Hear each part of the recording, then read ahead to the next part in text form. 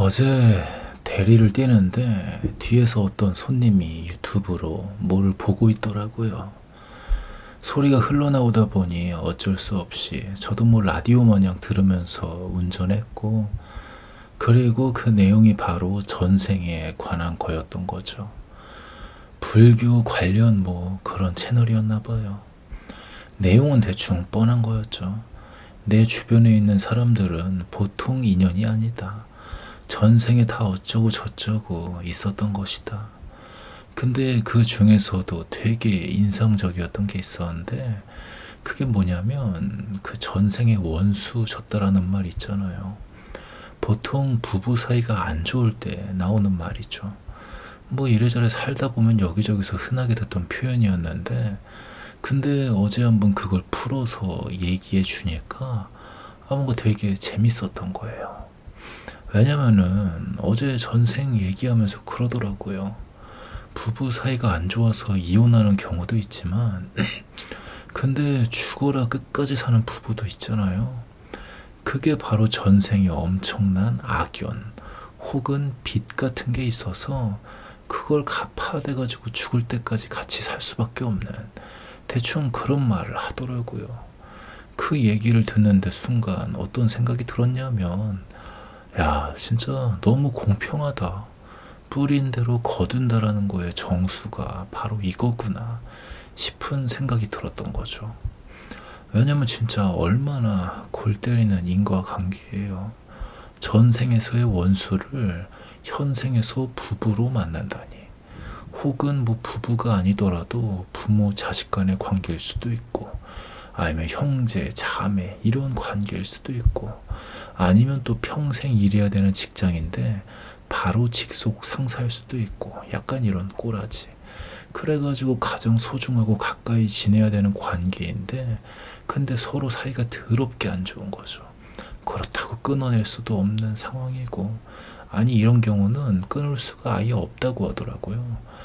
물론 뭐 저 같은 경우 아무래도 기독교다 보니 전생에 대해서 믿고 그러진 않지만, 근데 개인적으로는 전생이나 환생 같은 게 있었으면 뭔가 더 재밌을 것 같다는 생각은 좀 했던 게 있었거든요. 왜냐면은 가끔은 좀, 이놈의 기독교 교리가 진짜 너무 가혹한 것 같다는 생각이 들 때가 있거든요. 좀 토할 것 같을 정도로. 이게 얼마나 징글징글하면 태초부터 없었던 존재 타령까지 해봤겠어요. 그러다 전생이나 환생 이런 걸 좀 생각해보면 뭔가 약간 숨통이 트이는 느낌이랄까. 그래가지고 특히 좀 전에 말한 것 마냥 뭔가 뿌린 대로 거둔다라는 거에 대해서는 그 불교의 전생이나 환생 쪽이 뭔가 더 공평한 느낌이 갑자기 들었던 거죠. 근데 기독교에서 뿌리는 대로 거두는 건, 제가 솔직히 말하면 아담이랑 하와 그놈들이 똥 싸질러 놓은 거 걔네 자식 놈들이 다 거두는 느낌이잖아요. 아니 선악과 내가 처먹었냐고. 이건 진짜 생각할 때마다 개빡치는 것 같은데, 자 선악과 내가 처먹었냐고요. 나 안 먹었다고. 그리고 뭐 그것뿐만 아니라 성경을 좀 읽어보면 그 뭔가 성경에서 뿌린 대로 거두는 건 거의 다 후손들이 거두는 게 있단 말이에요.